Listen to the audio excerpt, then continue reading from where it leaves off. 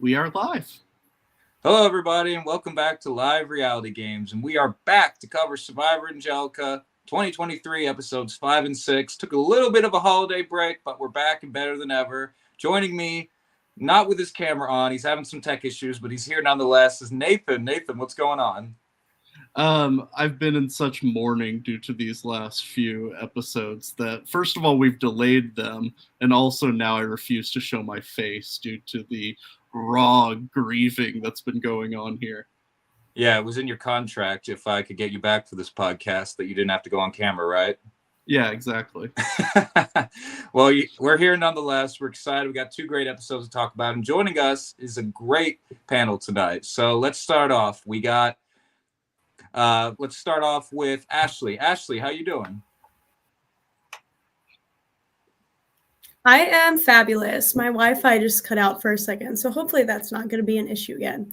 But yeah, I'm great. It's been super fun to watch the episodes back, see a lot of things that we missed while, things are going on the other tribe.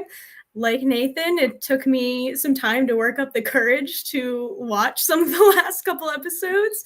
But I did, and I'm happy I did. It's been really exciting to watch back. Very big night for you, Ashley, and we're going to get into all of that. But also joining us, we have Ty. Ty, how you doing? I'm awesome. Pumped to be here.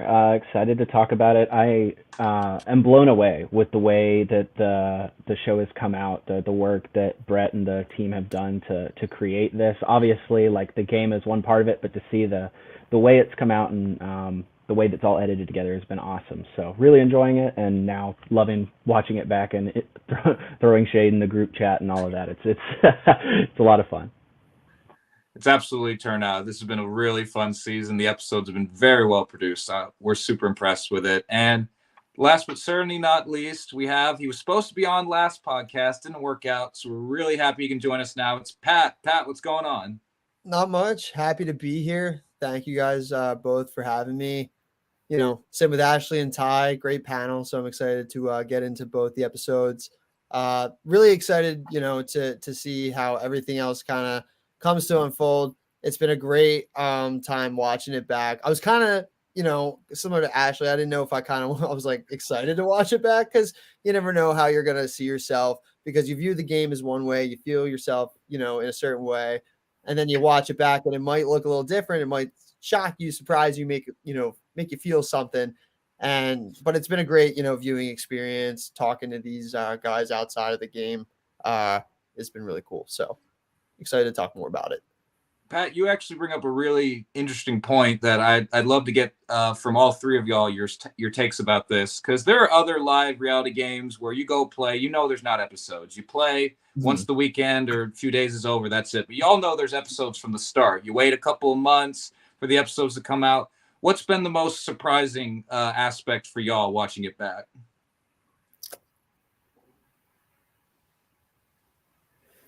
I'll start. For me, watching it back is, you go into it one way is like, you have this experience to play this game that you love, that you watch, you idolize other players that have played the big game, the big show. It's the Super Bowl, right? So you anticipate that, and you want to kind of make yourself one way. I'm going to play this way. But once you get there, it's the same thing. Like, these are, people that play CBS Survivor are everyday people like everyone on this call.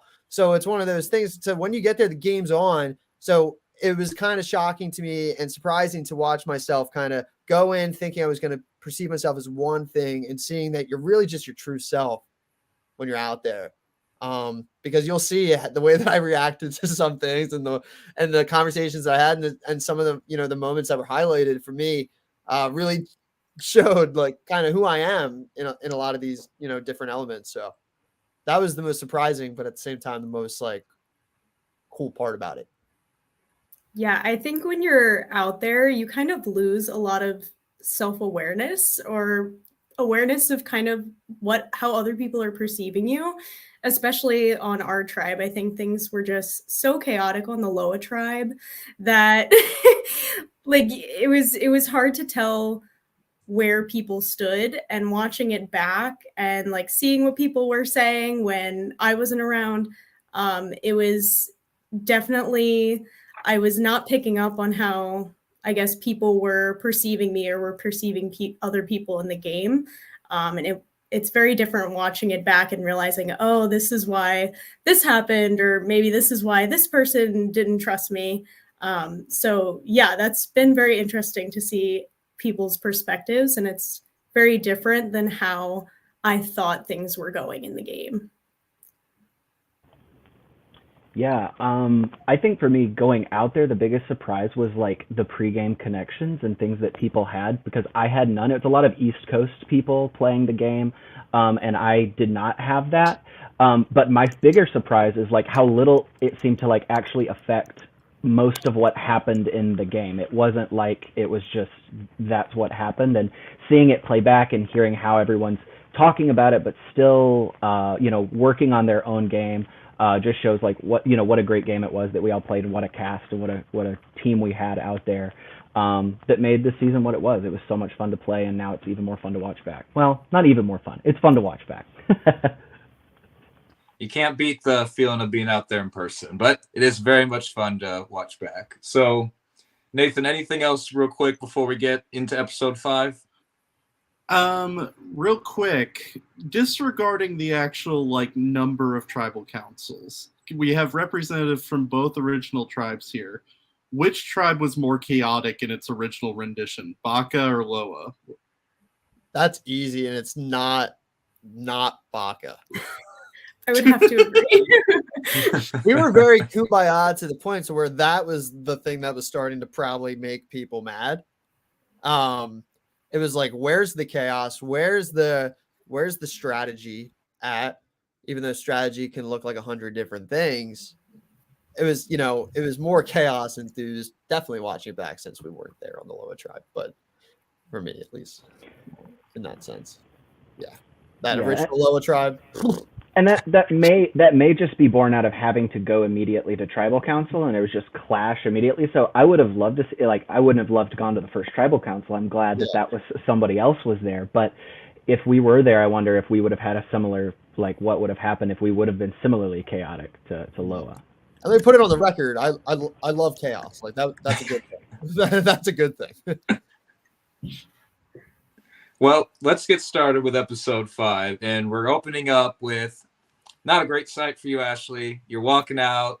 You're learning that you have a second shot in the game, but before that, you're kind of trying to figure out what went wrong. You're talking through with Kurt, I believe it is. So, Ashley, I want to ask, just watching it back, knowing what you know now, what do you wish you could have done differently before you got voted out? Man. It's tough because, like I said, when you're in the game and you're just like going, and you have no time to really step back and think about the moves that you're making, I realize looking back that I probably should have, I guess I'll say, like, coming into the game, I was pretty distracted, like, by things that were just going on in my personal life. Like, I was shifting jobs. I think I said this in the opening in the very first episode, but I clocked out at 7 p.m. for my last shift at work, came straight up to the game, like no time to really think. And so I was very distracted and like a little quieter than I would have liked to have been. I'm normally not that way in real life at all. So I think being a little bit more present in the moment, maybe it would have made people feel a little bit better about where I stood. I was really trying to kind of sit back and observe, and like, I didn't want to step up and be the leader. I didn't want to be too vocal. That clearly wasn't working for me. So I tried to change up my strategy, but it ended up just being a little too messy. So I think if I had just been more present and like really thought through how I was like coming off to other people and like realized that I was sketching people out, maybe I would have kept my mouth shut in that last round. It's so hard. You're going to tribal constantly. Somebody's got to go home. You can only do what you can. Right. And I know you had a lot of time to think about it, but something else you do get to do is you do get to distribute a blessing to curse, and I believe you gave a blessing to Carrie and a curse to Jared, if I have that correct. Yes. Now, why those two? So Carrie and I had played together in a previous game. And she's somebody I would have really liked to have worked with had we been on the same tribe. I definitely think we would have worked together. So I really wanted to make sure that she had something to help her get a little further in the game if I could help it. With Jared, I don't even know if I really had a reason for it. I also played a game previously with Jared, and I was like, what can I do to disadvantage the Baka tribe a little bit? Even though I was voted out unanimously, I have been in the situation before where you're losing over and over and over again, and I'm still going to root for those people. So I wanted to try to disadvantage Baka a little bit on my way out. Well, we are going to catch up with Baka, and as we've seen these last few episodes, Baka is very dominant, but we're quickly going to learn they're dominant in all aspects of this game except one: creative alliance names. Ty, Pat, what is the baseball alliance? How much time was spent coming up with that? Hi. Well, all right. To be fair, I think it was more of, all right. So we had the conversations about baseball before we kind of were okay, the baseball alliance. It was one of those things that just felt easy. I think it was definitely Jared that was baseball alliance this. But I was immediately for it, because for me, all my friends that I'm friends with, they're like, baseball's boring. I got a couple friends into baseball, but baseball's not the sport that they love. But then to have two people on my tribe, on a small tribe, in a game where not many people are even watching these days. I mean, a lot of people are, but in the grand scheme of things, right? It's not on the same stage as NFL, MLB. So it's one of those things that you find someone, then two people like baseball, you're all right, we're gonna do this. And I'd already, kind of had a pre-existing slight relationship with Jared. It wasn't a game relationship. He kind of was just a part of a game that I'd played previously. So he was someone that I was interested, but I didn't know necessarily what kind of game play that he was gonna have. But I was treading lightly at that moment. Ty was someone on my tribe that I was there's no way this dude's gonna be on my tribe. Boom, on my tribe. Lucky. I was this was perfect. And it just felt like a good three to kind of go off there. And don't know where the name came from outside of, it being obvious, other than just no creativity at all. Yeah. Yeah, we're no Baka babes. Yeah. No. Yeah, the name, I don't know. I just was going along with it. You say you're yes and everything that's going on out there, and it's just when you have such little time to connect, you're connecting with anything. And honestly, I love baseball. I'm a huge Rangers fan, and they won the World Series this year. I've had a great baseball year, but yeah, that's just the first thing that we connected over, and it was fun to kind of play around with it, even though might have been short-lived. It was fun. It was Nathan, interesting hearing you all talk about when comparing the tribes chaos-wise, that Baka was very chill, very kumbaya compared to the other tribe. Because, I mean, maybe I'm misremembering this, but just based off of the YouTube episodes, it felt like you guys had a pretty chaotic first vote. Well, the thing with Kayla, with that vote there, it had its own chaos, but it I don't think maybe, the episodes do a great job of, telling the story and to the best of its capacity and doing what it can do. But I think, there was a lot of things that were more set in stone, to where the other tribe, where maybe votes were maybe more thrown up in the air, and there was more names going back and forth, to where that vote felt very much so it was going to be Kayla. It was just very dramatic in the way of doing so, because of those pre-existing relationships and because of factors. It was more of a harder thing to do. So maybe I would call it more dramatic, but I could be missing out on some things too. I was clearly left out of some things. So that's just well, part of it's that Loa, the first couple rounds, had to play the game like Among Us, where people are going to tribal council and vote, not even knowing if anyone else is voting the same way as them. Exactly. It's a lot of I agree with that, Pat. On paper, it seems pretty cohesive, and I'm sure it was for the most part, but there's certainly some conversations that can't make the cut, either because they're not all that relevant or there's a lot of lying to people. Doesn't necessarily need to be in the episode, but they do a great job covering the stories. I want to talk a little bit about this late night swap. This is very chaotic.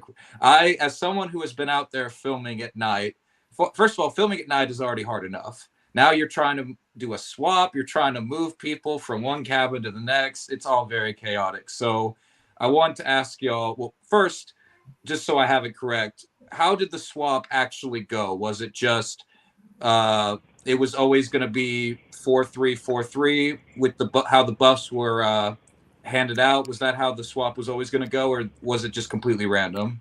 Completely random that it happened to be 4-3 split on both sides, which was at the time amazing. We were shocked, one, to be with Pat, with Jared and Sandra, which are among the people that I was closest with after we swapped. But yeah, it just happened to work out that way over there, that we both had that advantage from the Baka side. But the game will do what the game will do.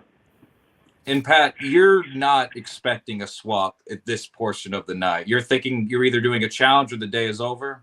Yeah, no, I didn't expect a swap. I kind of was like, maybe we'll see something in the morning. I didn't expect that late at night, especially because I was like, we'd been to a couple of tribal councils between the two tribes, and I think every original tribe's going to be able to sleep with one another, like that kind of thing. And it did, that's not how it fell, but I was very shocked. Like Ty said, very blessed in the moment of finding out what my tribe was. I remember, I think it was in the episode, or I just remember saying it was like, just like it couldn't have worked out any more perfectly, right? And then like, Yeah. Jared in his confessional called it that would be an aggressive move by production. I love that they kept that in there, and then boom, immediately to the swap. Yeah, that was awesome. And it was aggressive. I was shocked. I think a couple people weren't, but I think everyone else was pretty shocked. Nathan, let's talk about these two new tribes as a whole, because really, and it's good we get to see both these episodes, both tribes go to trial, because we really have a tale of the former Loas in the bottom on both tribes. One has a war chest of advantages, and the other just really doesn't have that much. The other one has optimism and hope. Yes.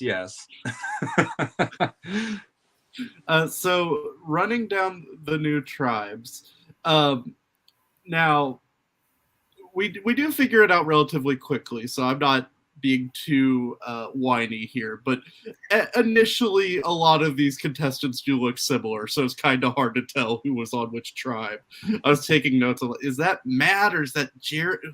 Who is that guy in the cap over? So it was a little bit of a struggle there, but we did end up finding this out. The new Baka is McKenna, Jameson, Jason, Matt, Carrie, Kai, and Jordan. And the new Loa is a nuclear warhead comprised of Veronica, Jabbar, Alejandro, Ty, Pat, Jared, and Sandra. Sounds about right, and it's an interesting group, but we'll talk about that just in a sec. First, we have, Nathan, a return of something I personally wasn't expecting just from covering the last season. We have the Prison Break Challenge. It's returning. Now, Nathan, you and I remember, a bit of controversy. A mistake happened last season that disqualified the team, and we're bringing it back. So just, Nathan, from your perspective real quick, how did this challenge go bringing it back the second time? Okay, I don't remember this from the previous time. They had the combination lock where they like pulled out the lever and that kind of thing. Yeah. That was I don't awesome. know if that was there, but yeah, it was there this time. And it's very that's really cool. We should get Parker. We should do that next season, real foot. Like that's a really we should. Cool, yeah, it was very impressive challenge. I loved how it looked. I can say I know that sometimes if you're on a production for a game and a challenge maybe doesn't work for one reason or another, you're skeptical or hesitant to bring it back. So I applaud the Angelica team for wanting to bring it back. I know Jason, the first thing he said was, it's very important to listen to the instructions, but it seemed like it worked pretty well this time. Would I this want to have get been a challenge in the broad daylight? Like, Yes. was the fact that it was at pitch black the actual challenge element here? Ask Pat that question. Pat, how did you like this challenge? Pat, how'd you like this challenge? Not good. Not a good one for me. Not my best showing. I've had a couple of poor showings to date. This probably 100% worse. I didn't throw it. Okay. Swear. Well, Pat, let's get into that a little bit, because Yeah. I was going to talk about this a little bit later, just because you brought up. There seemed to be, I think it was Sandra says in her confessional that Veronica was accusing someone of throwing the challenge. We didn't hear too much of that. Was that really a thing going on? See, all right. So it was a narrative that I caught wind of that I just sucked. And I did. Like, it just wasn't good for me. I couldn't find it. Like, it was just one of those things, like, like when you're doing something and you're doing bad at it, so you tend to do worse because you're overthinking about doing bad at it. It was one of those things like, of course I can't find the key. So the key was everywhere but where I was looking, or whatever I was looking for out there.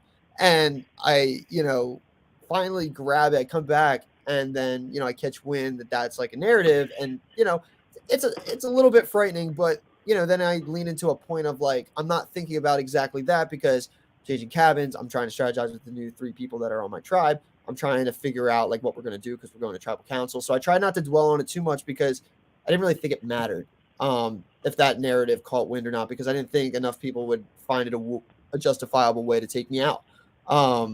Ultimately, we know what happens, but I don't know that that's necessarily the reason why the cards fell the way they did.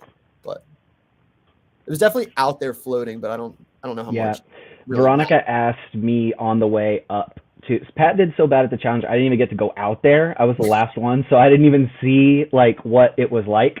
So she asked me on the way back up. She was like, "Is he throwing the challenge?" And I was like, "No, absolutely not." And then I knew that that's not what was happening.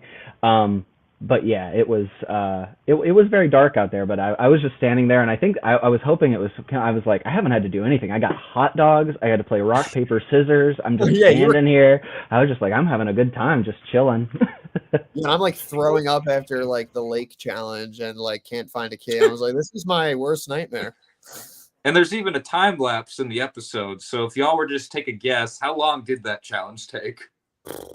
I mean, I was probably out there for more than 10 minutes. Yeah, you were out there for a while. Yeah, the whole thing really didn't take that long, I don't think. It just, but also probably felt longer that it was just like going on, and like 3 people from the other team have gone, and it's just like, yeah, it was not great. It was one of those things where you're like running in the dark when you finally find the key or whatever is looking for, and I'm like running back, and I'm like really severely out of breath, really anxious that the tribe hates me, and I'm like, I'm fucked. And it's one of those things I like throw the key down, then you're not really thinking about it anymore. You're kind of just like back into like, this is reality. We're going to tribal. Like, what do I do to kind of make sure that the vote goes the way that, because I was more worried about that at that point, the vote going where I wanted it to go rather than it being on a certain someone else. Nathan, we are going to get a return to the fortune teller booth as well. And this is, do that, Parker. Sure, go ahead. Can we discuss this real quick? Yes. As someone on production, like working with challenges, Parker can attest to this. You are very, very, very much flirting with disaster by having a challenge in which the idea is look either in this field or in sand for something.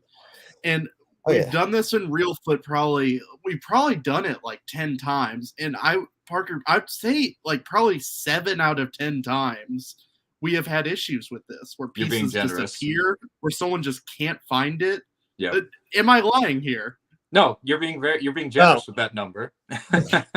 But you're exactly right. It's hard to do a challenge like this. Are all the things out there? Is someone just not going to be able to see, especially because it's at dark? So it's one of those things where I enjoyed watching the challenge. I think it's a fun one. I imagine it's probably not that fun to do if you're a player, especially not sleeping and not really eating. But I applaud production because I think this went really well, and I applaud them again for being willing to try this challenge again after it didn't work super well last time. But we do get to go back to the fortune teller's booth. We're going to get Veronica. Nathan, what are the odds that we get yet another blessing?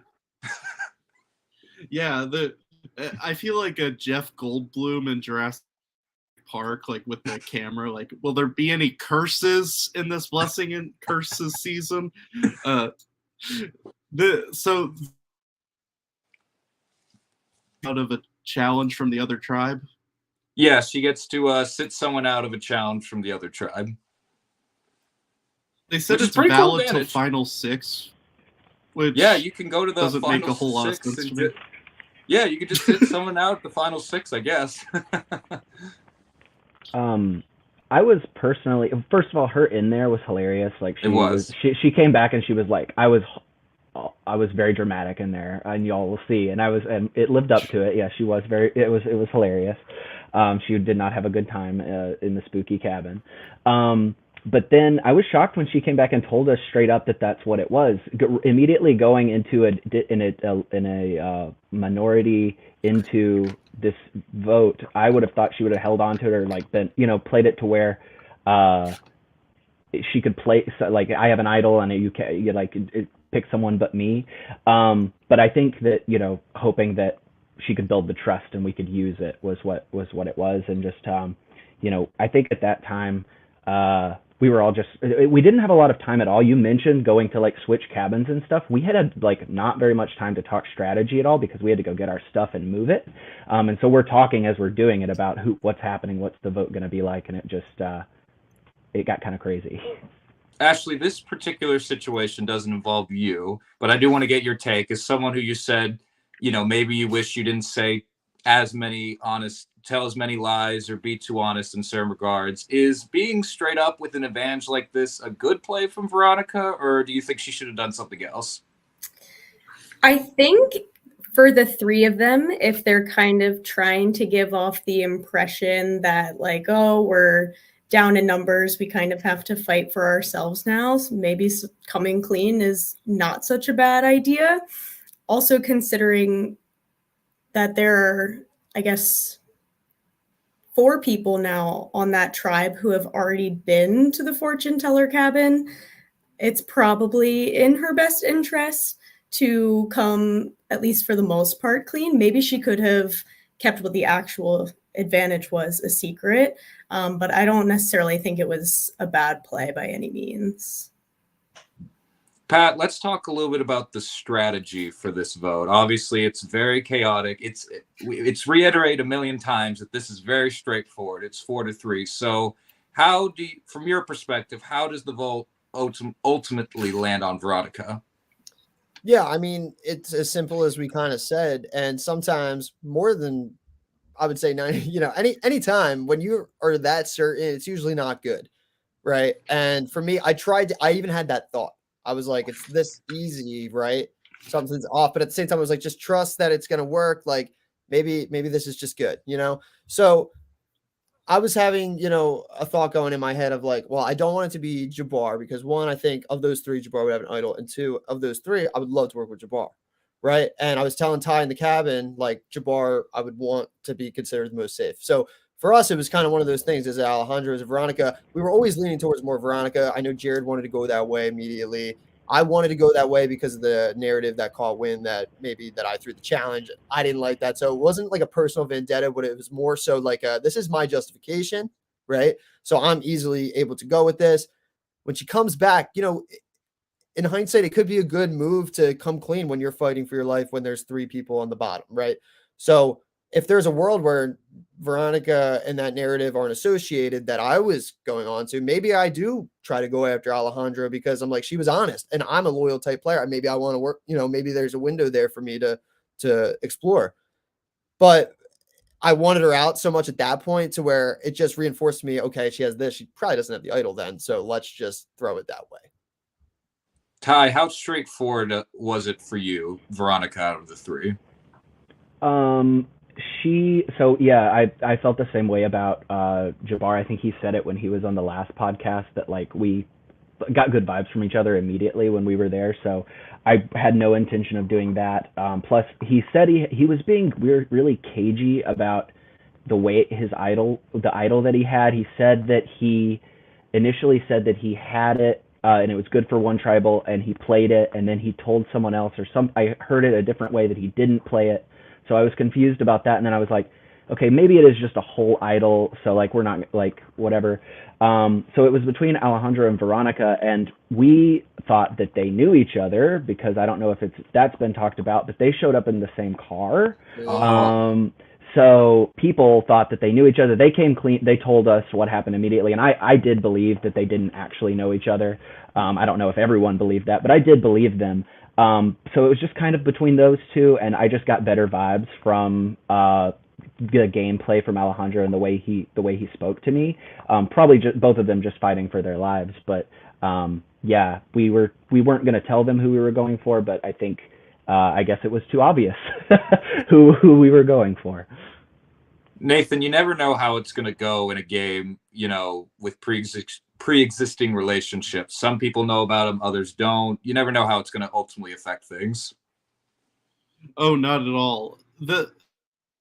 I found this entire round fascinating because all these rounds from, I would say, probably 3 on happened in such quick succession, and you could tell from even the YouTube episodes that, but at the very beginning, we're having both tribes talk as though they just went to tribal council, because in essence they both did.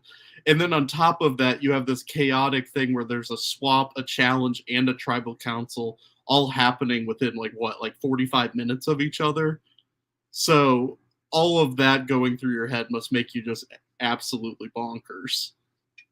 Oh, absolutely. And this is another one of those things where obviously on the real show, they have a couple of hours at least between the challenge and the tribal. But until you're actually out there, you don't know what you're going to do. It's really easy to sit on your couch and say, oh, if I play one of these games, I'm not going to get caught up in emotions. I'm going to always think logically, put my best foot forward. It's really not that easy, guys. It's a lot harder than it looks. You can do everything right and still something can go left when you need it to go right. So it's a lot harder than it looks. So I've learned from playing these games myself, you cannot be super critical when people do things because there's always an outside factor to it. But we are going to get to tribal council, and I feel like the tribal council itself, Nathan, is relatively straightforward. It is until we get to the time to read the votes where everything starts popping off. Would you agree? Like we've used the term like advantage geddon. This is more like advantage clown car, where it's funny you mentioned I also have an advantage. Well, I also have an advantage. Well, count me in.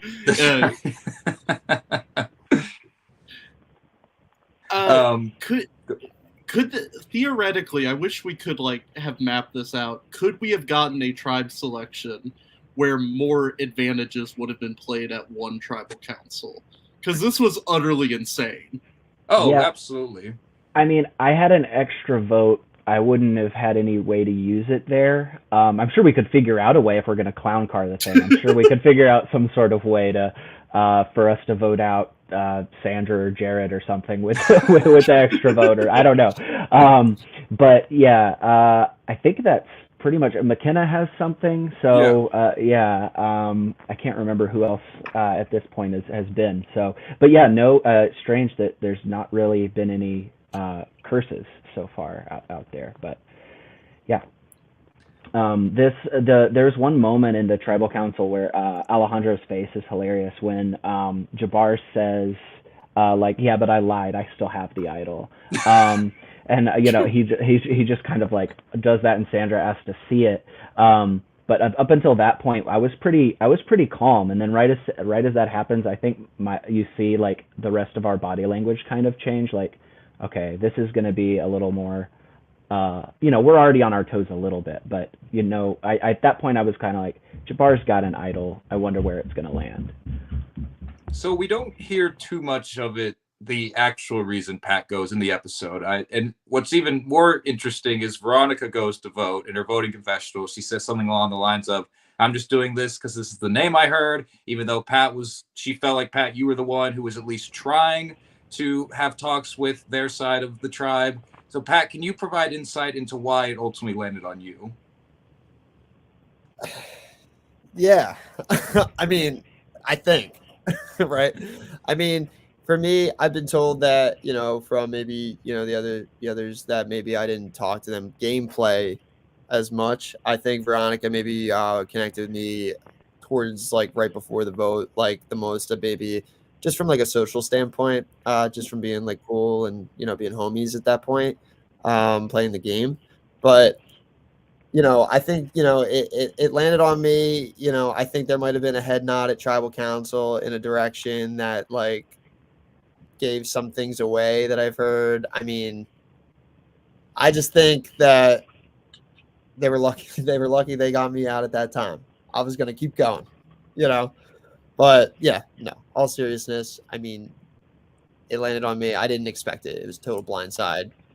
I mean, they were generous enough to cut some of the reaction out of there because it dropped a couple choice words there. But that's just the adrenaline in the moment, and the passion. I mean, I'm very passionate about like what I do, and I just wanted to do it all the way. I just felt very snubbed too early, so that's all.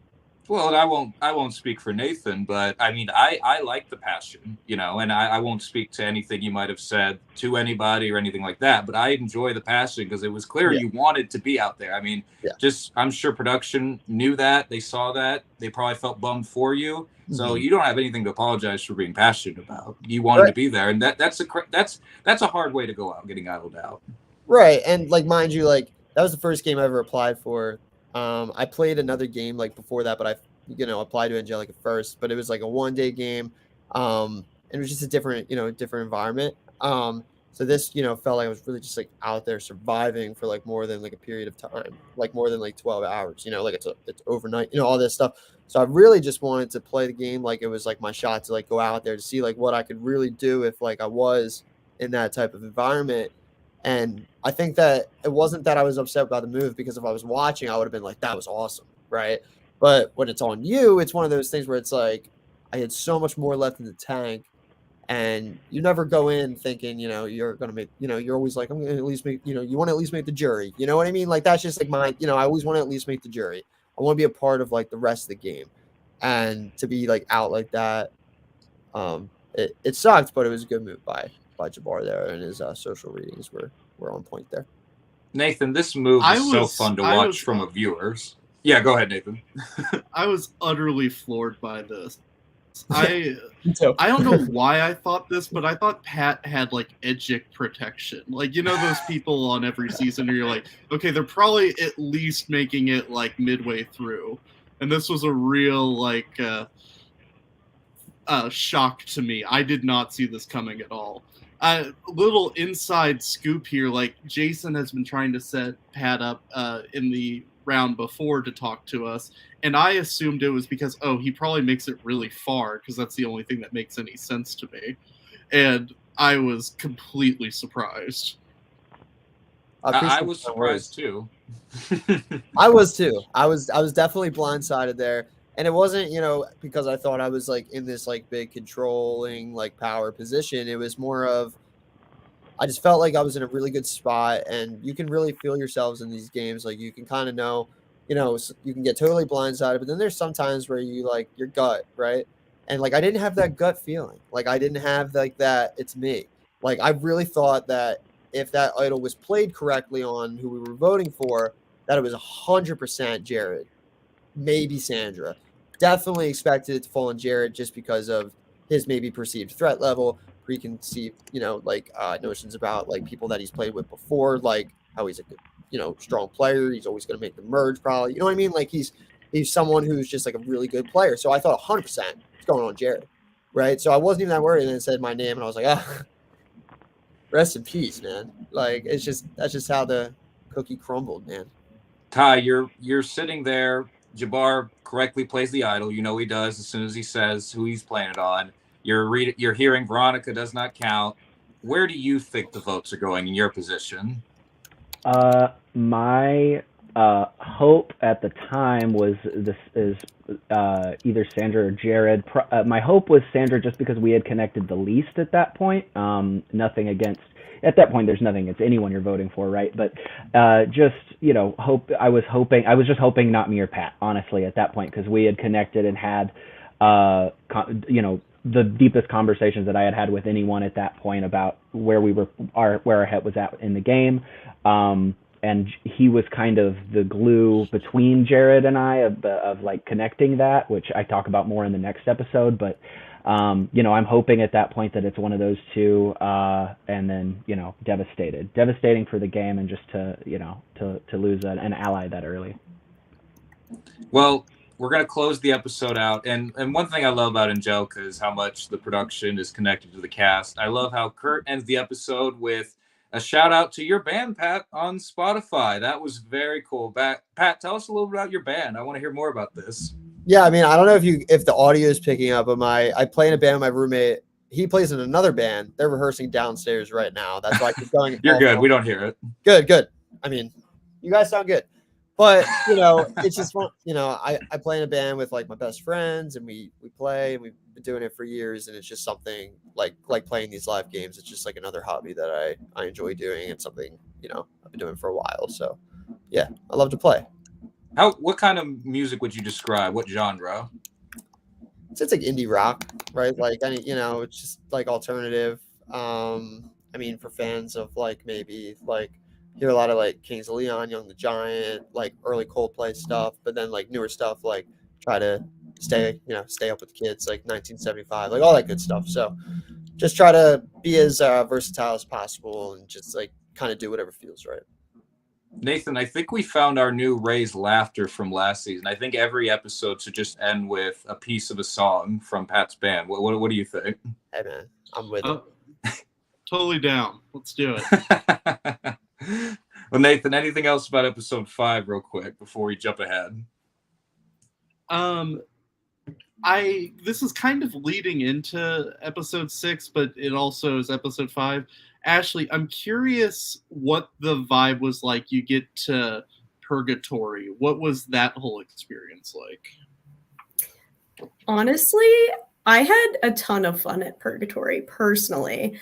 I mean, because I knew Troy, I knew Melanie, I knew Kayla previously, so it was at least comforting to know that I was gonna just be going and hanging out with them for a little while. So yeah, there was a lot of venting. There was definitely some angry Kayla. I mean, everybody was angry, but it was nice to just be able to vent with everybody. We had our little tent set up. We had a fire going. At that point, they had won some trail mix and some wine. So we were set. We were having a good time. Ashley, did y'all know exactly when the comeback would take place and only one person would come back? Was that revealed to y'all, or is that just speculation? I don't think it was revealed to us. I'm not even sure if we knew that another person was going to be coming there that night. Like it took so long. We were all just kind of thinking like, this might just be it until tomorrow morning. And then what happens? But then when Pat walked in, like we were all completely shocked.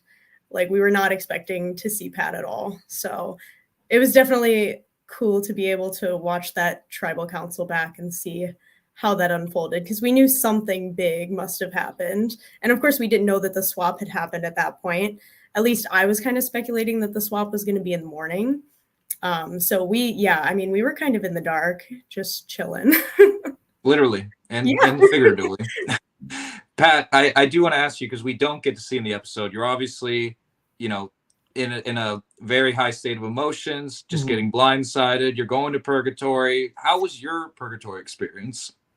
Well, I immediately walked off the tribal council and let it be known here. So my girlfriend and my roommate and my other friend, they got a cabin right at the same place that we were playing, so that in the event that I get voted out early or something, or in the event that they can watch for whatever reason, they just wanted to make a trip out of it, and we did. So they had their own cabin. So my immediate thought is like my people are like in my real life are like so like close yet like so far because I'm going to purgatory now, right?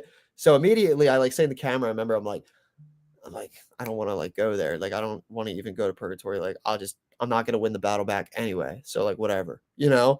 And that's what I said. And then I believe it was Kurt, was kind of just, you know, encouraging me to kind of just like see it through. And I'm kind of just talking out of emotion, but he understands, you know, he was so respectful. Everyone was so like, you know, because I was very upset. Like I was very upset. Like I could say that, you know, I was very upset.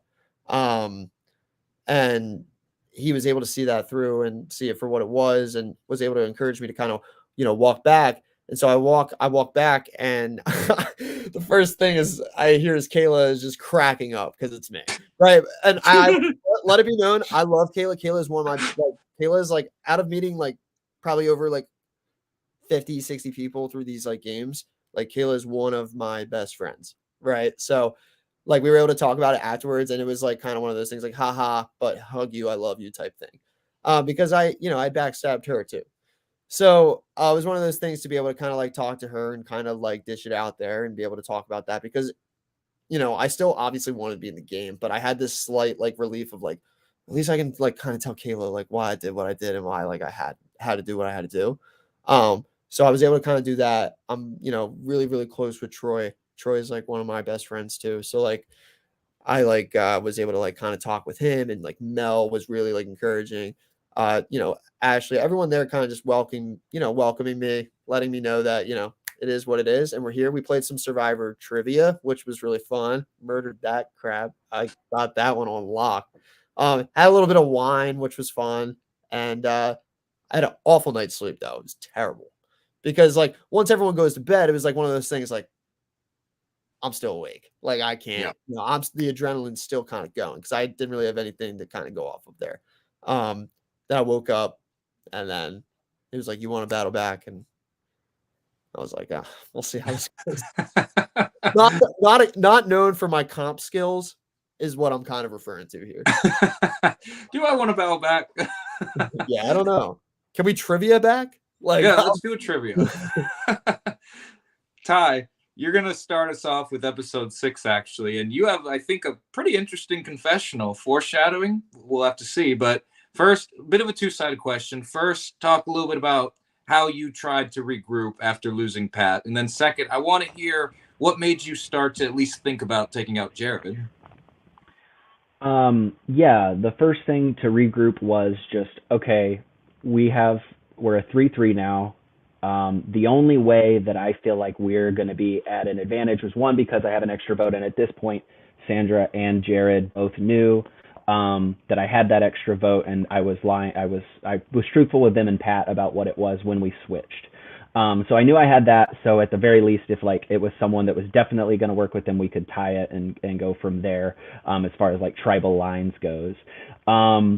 And yeah, so that is just, now I get a chance to build connections with other people. I knew I wanted to work with Jabbar. I knew I wanted to probably work with Alejandro. So we were able to connect and we had a good night. And what really started confusing me a little bit was Jared was very like not himself not what he had been like the rest of the day, that night, and then the next day. And it's just the game had worn on him. He voted out a very good friend in Kayla. He just lost another very good friend in Pat. That's what it was. But at this time, it's good to look back and realize that. But at this time, I'm like, he's sketching me out, especially the next day after Kayla is very upset with him at the battle back. He is even more upset because she's mad at him, and he knows that she's mad. And so he's going through it. And that's why when I say he's sketching me out, that's when I start thinking about it. I was thinking about it that night about like, this guy is a big threat. And I could see that. And so I was thinking, you know, that's what made my wheels start to turn, plus the way he was acting. I was kind of like, I never really fully could tell. I could tell he was close with Sandra. I could tell he was close with Jordan, and they were like, he was closer with them than I was. So I could see that potentially happening, and then I'm left out. So that's why I started thinking about those things. And I feel bad about it, honestly, now looking back, because he was like no, you like we were cool. Like, so I just got the feeling that he was working elsewhere, and I wasn't his number one, and he's all I had after Pat was gone at that point. Nathan, it doesn't even seem like Jared knows that everybody keeps thinking that he's a threat and he needs to go home. Like, I don't get a sense Jared is even aware of his threat level. Do you? No, not at all. Speaking of Edgic, I was utterly convinced that Jared was going the previous round because we hadn't really heard much from him, and then all of a sudden he's everywhere. But apparently this is just Jared hopping into the spotlight. Yeah, everyone takes a different role in the game. This is Jared's. he's gonna ham it up for the cameras, like he's great in the confessionals. He's so funny. That's. Wasn't he the one that goes to vote and he's like, I know the viewers don't like it if we don't wear the appropriate tribe clothing colors. I'm sorry, guys. Yeah, fam. I'm sorry, that made fam. me laugh. Yeah, sorry, fam. Nathan, we have this battle back challenge, and first I want to say that this was a lot of fun to watch. But first, Nathan, I don't, correct me if I'm wrong, I can't recall a battle back challenge like this where there was such, maybe not huge, but a little bit of a social component when it came to placing the cards. Nathan, what did you think about this battle back challenge? Yeah, this wasn't really a Survivor challenge. This was like a Genius or Society game challenge. I was a little confused how this even worked. Ashley, could you go into that? Like, I get the basic gist, but people were getting eliminated like crazy fast. Yeah, so all 5 of us had a pile of cards. I think they were 1 through 5, completely randomized. And we had to run up, and the goal was to put the numbered cards at other people's stations so that it added up to exactly 13, not over, not under. But you could take off and replace cards on your own or somebody else's station once there were 4 cards up there. But not, so if there were like 3 cards, you couldn't like take one down and put one up. But as soon as you had 4 cards, you were able to switch them out. So yeah, it was kind of a free for all, and it was kind of brutal because we all just like poured our hearts out to each other and we're venting to each other over on Purgatory, and now we have to like just eliminate each other, and it was brutal. The wine also probably didn't help, but Ashley, I want to hear, did you have a particular strategy for this challenge? I didn't really. I think it kind of helped maybe that I was on the end and people maybe didn't want to run over all the way to mine. That's what I'm going to go with, because I mean, after the first couple rounds of running, there was not a single number on mine. And I was like, why is nobody putting numbers on me? I don't know. Like, I don't know. But I didn't want to be the first person to put a number up. I wanted to see what everybody else was doing, because some people were starting to put numbers up on their own. And I knew I definitely didn't want to do that. But as for who I was putting it on, I didn't really have a strategy for that.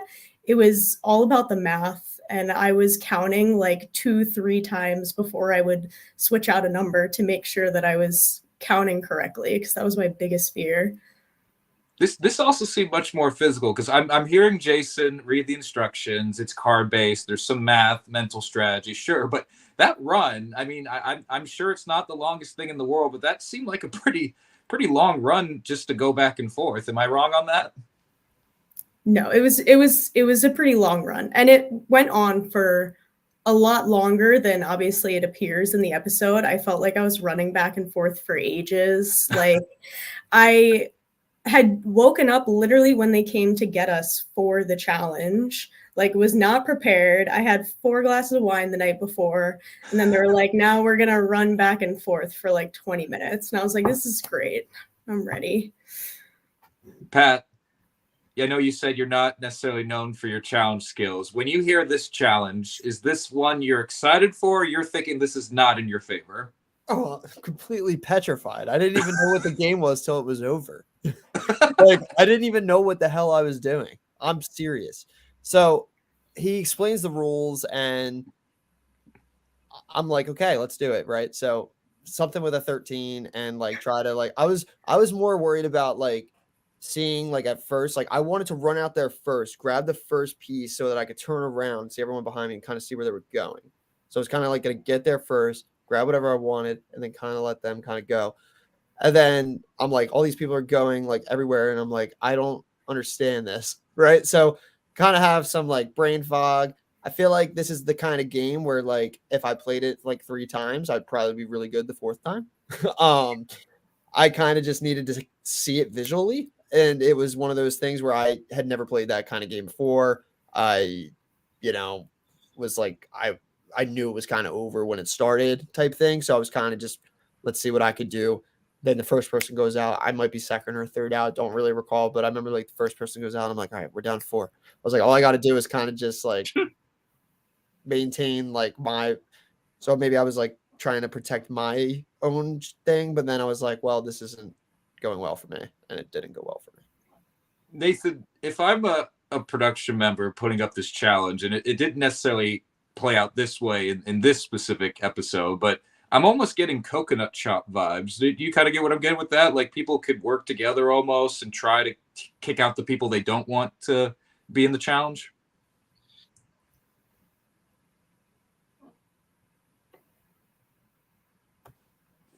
Defend your own? How would you defend yourself in that scenario? I guess I'm just not really sure how this challenge functions. I'm asking you. I don't know. It's an interesting challenge, certainly. It doesn't seem like just the way it went this time. There was a whole lot of helping each other, which is not. I'm not saying that's bad or anything. It just if I'm putting on the challenge, I'm almost wondering behind the camera if people will join up together. But like you say, Pat, it lasts a while. You get out, a couple more people get out, and Ashley, you were crowned victorious back in the game. That's got to be a pretty big high, just to go from the low lows of getting voted out. I know you talked about earlier, you were pretty upset about that, kicking yourself. Now you have another shot at the game. Can you talk to us how you felt in that moment? Yeah, I mean, I was still kind of in shock and out of breath and like not really processing it yet. I hadn't even really looked over to see who the 2 tribes were. So I wasn't even processing like where I was going. I just, yeah, it was crazy. And I almost did not win the challenge, as a matter of fact. When it came down to me and Melanie, I think maybe it's just because I was out of breath and exhausted, but it felt like me and Melanie were going for a pretty long time.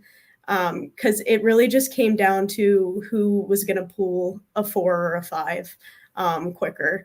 And so it was back and forth for a while. One of the rules was once you take off a card, you have to put up a card in place. You can't say, oh no, I want to switch out this card. So Melanie would have beat me. But in the end, I came out on top and I was excited, but I knew that it was going to be an uphill battle. And I knew I was going to have a lot of work to do and try to gain some trust back or see if I was going to join up with some new people.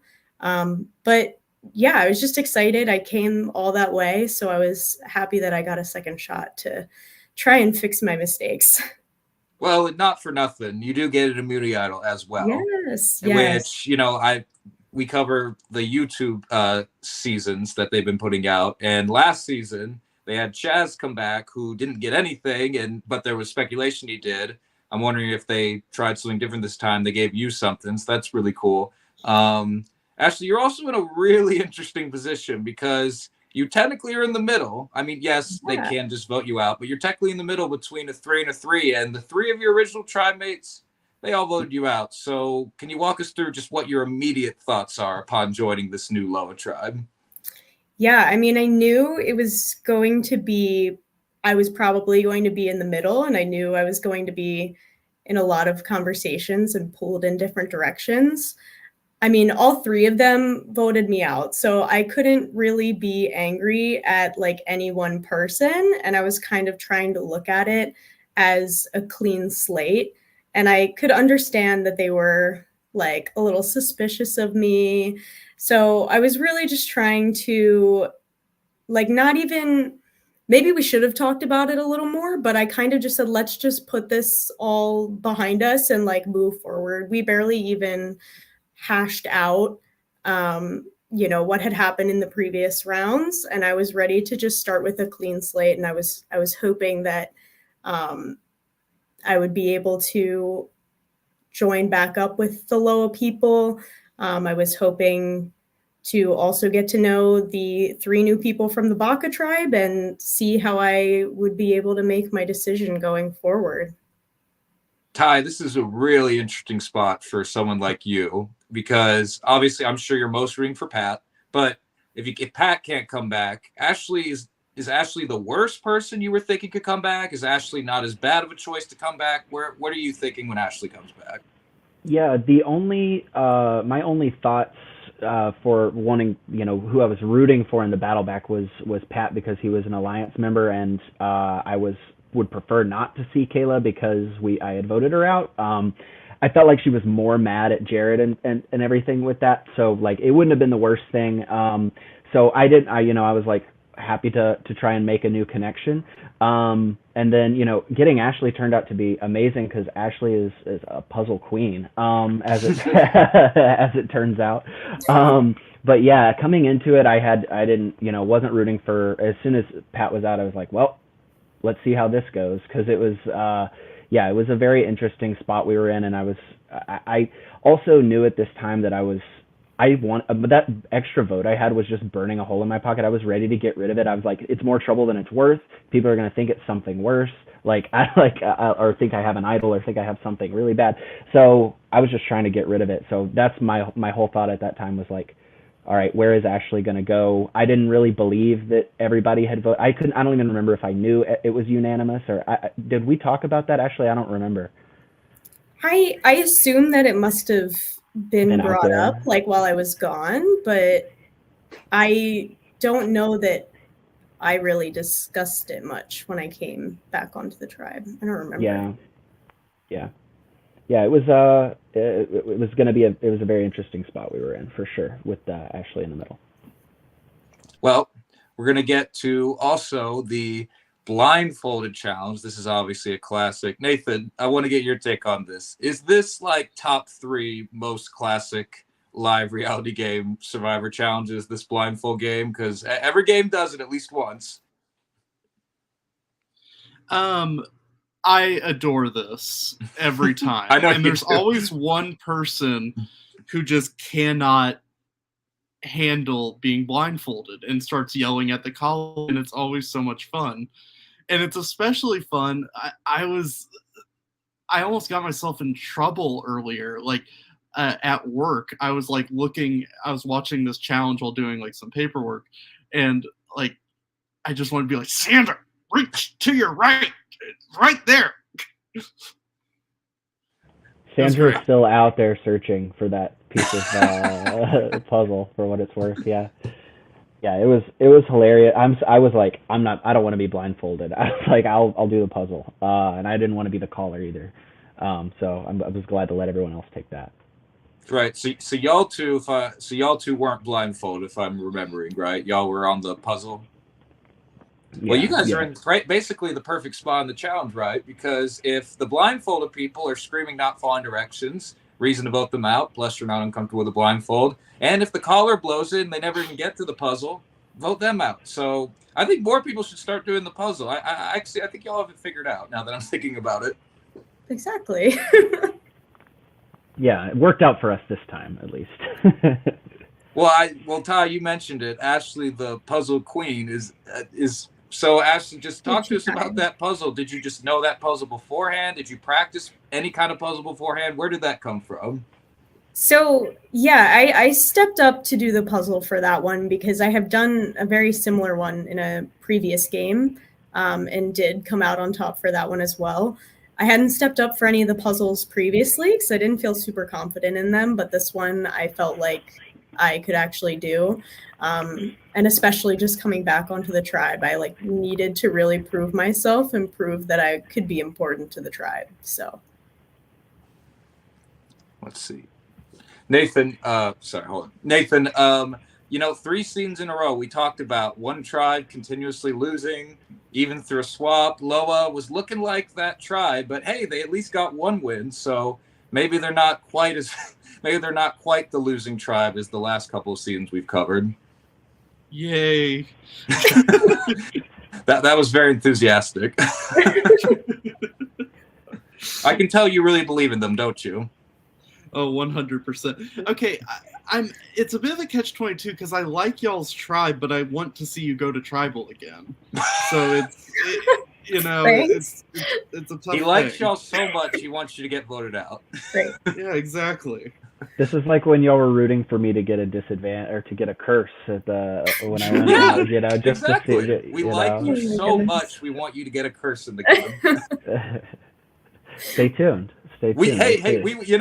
Listen, we're viewers, if nothing else, on this podcast. We want the chaos, and I'm sure y'all understand it. We want the drama. We want the curses. It's all good fun. And just like Pat said, it was a great move, but didn't want Pat to go home. So it's a lot of fun getting to watch and then get to talk about it with y'all as we go along. But Nathan, I echo your thoughts because as we're going to find out, this purple tribe, this new Baka tribe, is much more straightforward. Whereas I'd have to imagine if we did get Loa going to tribal this episode, I'm not saying it would have been an exact repeat as episode 5, but it would have been pretty intriguing with the Ashley of it all and all these sorts of things. So we missed out on that, but you guys are going to get a win.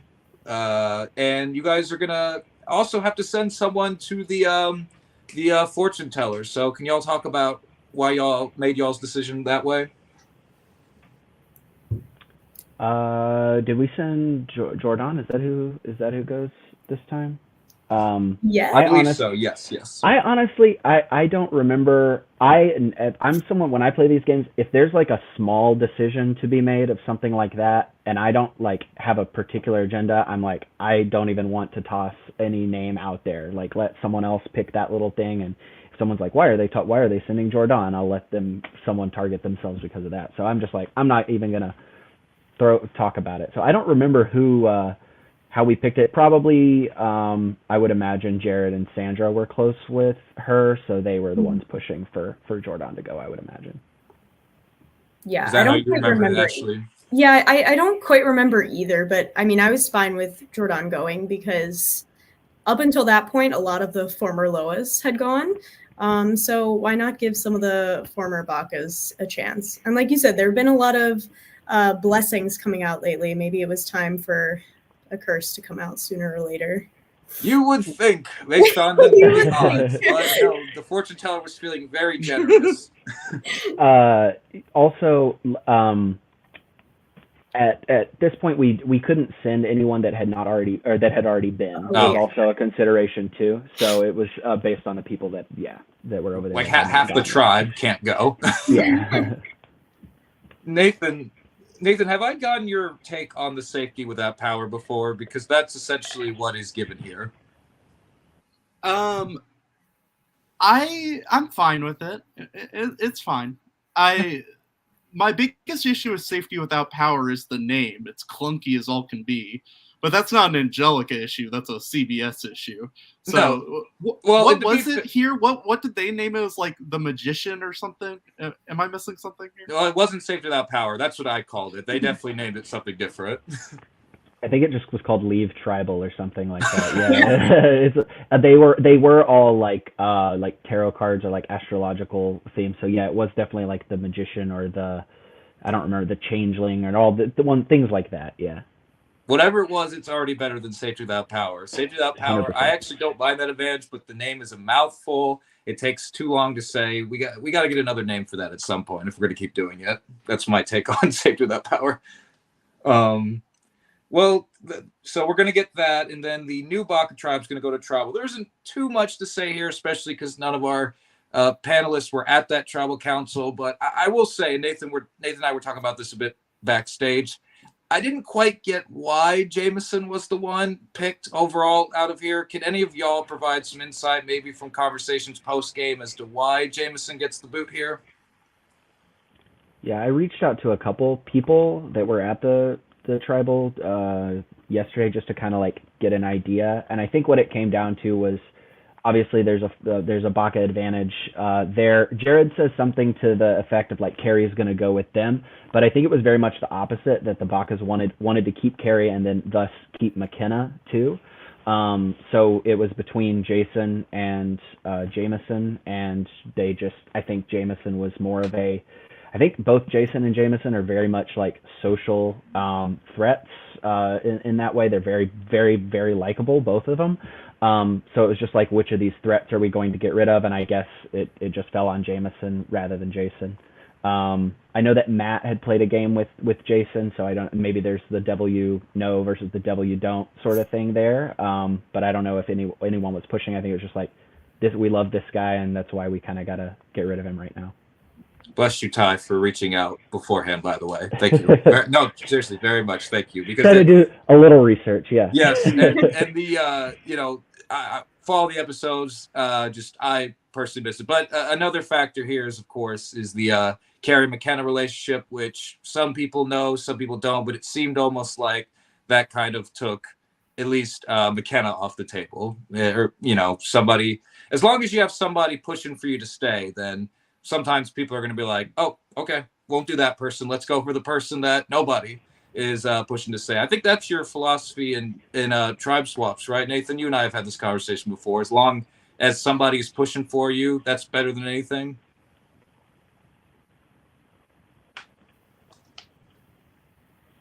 Are you there? Yeah. Okay. Yeah. Sorry, lag there. No, you're good. Basically, the key for all of this is just to always have someone who won't be happy if you go home. Yeah. I feel like a lot of swaps, that's how it works. Like, just don't be, have someone be stubborn enough to say, no, I'm not cool with this. I think we kind of saw that play out here a little bit. Yeah. Yeah, well, I do wonder if there was a moment of like Carrie and McKenna going over and like picking a Baka to vote out. I would be interested to know like what if there was ever that consideration, or if that was just something that was off the table completely. But I guess people at that point were more trustful in that relationship between the couple there than they were just needing to separate that right then and there. Well, and Ty, you bring up something that I thought too of, was there a thought in McKenna's mind to, try to get Carrie to flip? It seems obviously McKenna was fine with letting Jameson go here. It's interesting. I'm not sure if McKenna is completely flipping. I'm sure we'll see in the future episodes, but that is a perspective that I thought about too, of how much say do McKenna and Carrie have here necessarily? Are they trying to keep that a secret? Let Jameson go here? But we'll have to find out in the future. It was out there. Everyone knew that. Everyone at this point knew. I thought that Jordan was pretending to be surprised when Jameson told her that. I think she knew there was a relationship, but didn't realize it was like a couple. Okay. Ashley, So Ashley, you knew about it too. I did, yeah. So I had played Survivor New York with Carrie, and McKenna was there as well. So yeah, I was aware of that going into the game. Okay. I hope that Jabbar's reaction to finding out that the relationship was caught on camera, because it was absolutely hilarious, and I'm just looking forward to that. I don't even remember when it happened, but yeah. I have to say, Jabbar is also really an MVP for like reactions and confessionals. Like, he's just so expressive and fun to watch, I have to say. Totally. Well, let's see. That Jameson is going to go unanimously here. Unfortunately, he knew it ahead of time. He's not blindsided. Nathan, I was kind of bummed to see Jameson go here. I felt like he was fun. I remember him having to start over the confessional 3 different times in our last podcast we did. He seemed like a really fun guy. Yeah, the Pat Jameson back-to-back, it's the slaughter of guys who remind me of coworkers I like. Would you be willing to elaborate on that? It just kind of like gives the vibe of like, oh, it's a closing shift at a retail store. Like, oh, this will be a cool guy to hang out with, kind of thing. Very Vans worker-esque. I did my fair share at Vans and PacSun. I was going to ask, Pat, have you ever been compared to a person checking out at a retail store before? Is that a first? Yeah, of course. I'll take it though. It appreciate it. I think it was good things. Oh my gosh. Well, that's episode 6. Let's see. Nathan, real quick, anything we missed from this particular episode you want to talk about? We talked about the spider, right? Like we got to the spider. No, we did not. Let's talk about the spider. Oh, not the spider. Well, we hear it twice. Ashley, have you emotionally recovered from the spider on your voodoo doll? No, I had no idea when I saw the episode title that had to do with my voodoo doll. I was not happy when I heard that. But I mean, maybe the spider's good luck. We'll have to see how it goes. Maybe that'll be our first curse. It's a spider. Yes. The zoom in on Sandra's face was so funny. Like the spider on her voodoo doll. So good. Oh, can we also talk about Kurt's weird thing about the World War II tableau that we had to recreate the skirmish? What was ours? He told us something else. Ashley, do you remember what he told us, or was that before? I thought it was like, no, I remember that happening when I was there. I think it was probably the same round, but I don't remember what he said. But I remember thinking he was serious and being completely confused. Yeah, Carrie's reaction and like people's faces, I just died laughing at that they put that in there. I thought it was so funny. I loved how just like, what? He was so deadpan, Kurt was delivering it, that I've watched all these episodes now. I should know Kurt is more than likely joking around, but he still got me. I don't know how. Like, he was so, because it sounds like something maybe he would that y'all would have to do, like for a challenge or something, recreate this with materials. But he completely got me, and I loved how he's like, I'm just effing with y'all. It was just, I love that was in there. It sounds like a janky Amazing Race challenge from like 2003. Like, couldn't you see that? Oh, absolutely. It's 2003, 2023. Like, they still build stuff nowadays. Yeah, go to the site of this battle and recreate the skirt. Yeah, I could see that. I love how it wasn't even like a war that was, I guess, super relevant to the area. World War II, like it would one thing. It was like the battle of whatever that was specific to the area. It was World War II. He probably made it up as he was walking up to tell us. Like, yeah, it was amazing. Oh my gosh. The production and everyone was like just so much fun out there. It was everyone was having a good time. They're pros. They've been doing it for a long time. So, yeah. Truly amazing. Ashley and Pat, was there anything else from episode 6 you want to talk about before we begin to sign out? I don't think so. Anything for you? No, just, it was cool to watch everything back, all together, all the episodes that I was in. It's been cool. It's going to be a cool experience to see how the rest of the things shake out, and see, like, how everything kind of falls into place there. So definitely looking forward to the rest of the season. Well, one thing I do want to say before we close out is applications for anyone who's watching now who hasn't currently played or isn't an alumni. Applications are currently out for the next season. So if y'all will, I'd love to get each of the panelists. What would y'all recommend, or would y'all recommend applying to Angelica and why? And talk maybe a little bit about your experience. Yeah, I mean, definitely apply. It's definitely a great game to play through and through as far as the way that the game's run, especially if you want to watch yourself back, be a part of that live element of being able to watch it back, see yourself do confessionals, watch yourself and your tribe mates like compete in challenges. Like, it's a really cool experience. Like, they say now that the internet's forever, so I'm sure I'll be showing like my kids one day what I was doing in the woods with a bunch of people. So yeah, definitely apply. It's a great experience. Really get to kind of just get to see what you're made of in a smaller scale, but it's definitely just worth just as much as the real deal. So yeah, absolutely. I'll echo that. It's such a well-run game. Like Pat said, they've been doing this for so long. The whole thing was absolutely seamless, and they do a really good job of, like, even if you are voted out early, making you really feel like you're part of the family and part of the community. So it's been an amazing experience, and absolutely, like if you're thinking about doing it, just go out and do it. Just submit the application. You will not regret it. Yeah, it was. You would never know being there, aside from getting lost a couple times, that they've never been at this site before. You know, everything was still pretty seamless. And yeah, it was all around great game. There's the, you know, it's 3 days, so it's kind of in the middle. It's not like a 1-day quick game. It's not the 5 or week long game. And then, you know, you're in a cabin, at least in the past, these seasons, you've been in a cabin. So there's like that mix of a little bit of comfort, not the complete outdoors and everything. So, and yeah, just very well done. And I've thoroughly enjoyed my experience and recommend anyone applying for Angelica. I'll tell anyone that asks that's definitely an LRG that you need to apply for.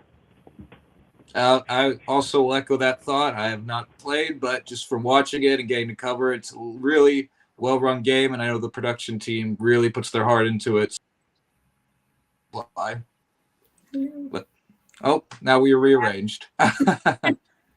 Let's see. Nathan, anything else before we sign out?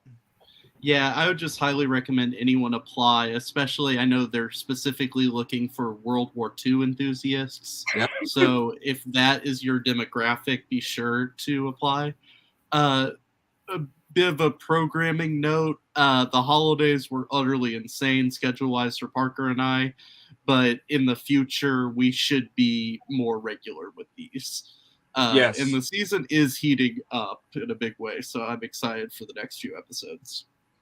Oh, absolutely. It's heating up. It's getting really good. I'm excited to keep covering it. Like Nathan said, the holidays were absolutely insane for scheduling, kind of a nightmare, but we're going to be back more regularly. I want to thank the cast and the crew for their patience with us. We're going to be able to come back more regularly, hopefully. We'll be back soon. Thank you guys. I want to thank the panel again for joining us and for anyone who tuned in live, and we'll be back soon. Thanks for having us. Yeah, thanks for having us. See